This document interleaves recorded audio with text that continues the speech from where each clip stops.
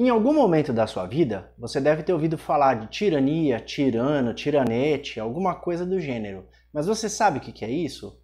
Hoje é um termo muito utilizado. O pior é que a maioria das pessoas que utilizam esse termo não fazem a menor ideia do que estão falando. Quer saber mais? Então, bora lá!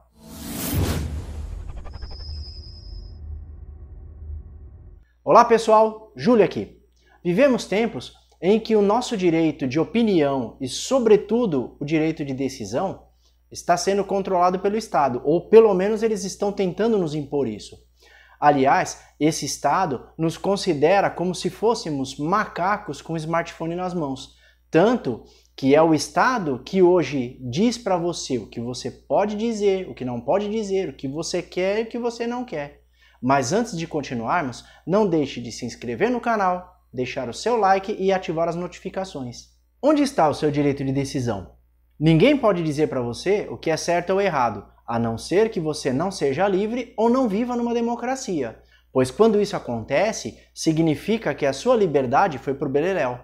E uma pequena liberdade, quando suprimida, não vai ser devolvida, por mais besta ou idiota que ela pareça ser. E isso é o Estado tirando da gente o que nós somos, o que nós pensamos, o que nós fazemos, até nos tornarmos meros robôs, pessoas alienadas, exatamente do jeito que os poderosos desse século querem que nós sejamos.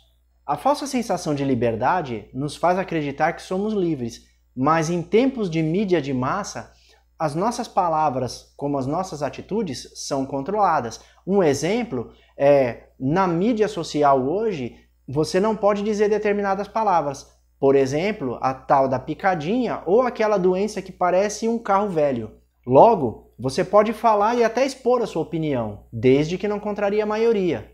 Mas, segundo Nelson Rodrigues, ele dizia que os idiotas irão tomar conta do mundo, não pela sua capacidade, mas pela quantidade.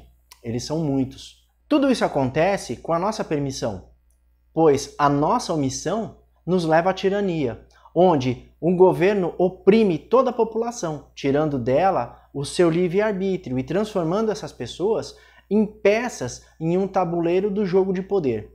Tirania, que vem do grego tyrannos, significa poder ilegítimo, liderança ilegítima. É uma forma de governo onde um tirano chega ao poder, por vezes tomado e por vezes pela via democrática, eleito, e perpetua-se no poder de forma ilegítima. Segundo Platão e Aristóteles, a marca da tirania é a ilegalidade, ou seja, é a quebra das leis e das regras pré-estipuladas, pela quebra da legitimidade. Isso por si só já é tirania. Uma vez no poder, o tirano revoga todas as normas legais e coloca outras em vigor a fim de manter a sua perpetuação no poder. Na modernidade, o termo tirania sempre será utilizado quando começarem as restrições à liberdade de expressão, ou ameaça aos seus opositores, ou até mesmo outras formas de cerceamento de direitos. O comportamento tirânico de um político ou um grupo de políticos pode ser visto ou detectado através do alto investimento em propagandas governamentais. E essas propagandas acontecem em todos os níveis, municipal, estadual, federal. O nazismo, o fascismo, o socialismo e o comunismo são grandes exemplos disso. No século XX, vários tiranos surgiram ao redor do mundo. Alguns deles, que foram líderes tiranos e totalitários, foram Hitler, Stalin e Mussolini, respectivamente governantes da Alemanha, União Soviética e Itália.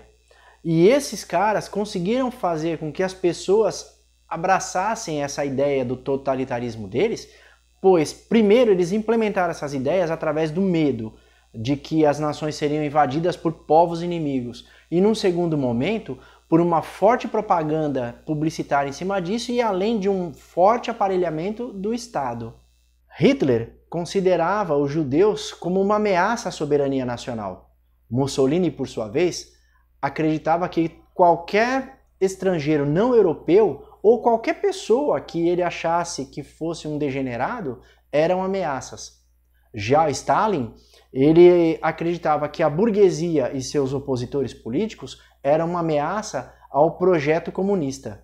Com muita propaganda, normalmente financiada com dinheiro público, esses líderes impulsionavam uma forte ideologia com o intuito de implantar um medo na população.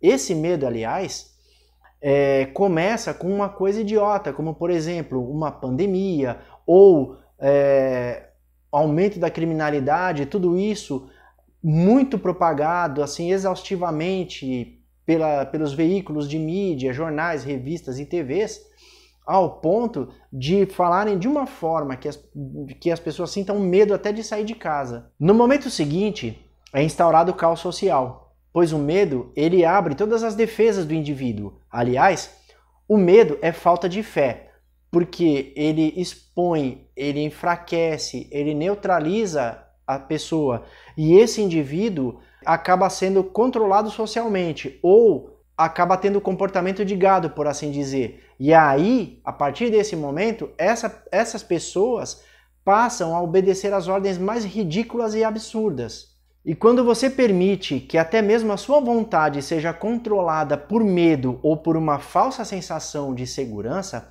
é como diz uma frase atribuída a Benjamin Franklin, um dos pais da Constituição dos Estados Unidos, que diz: aquele que abre mão de uma liberdade essencial por um pouco de segurança temporária não merece nem liberdade e nem segurança.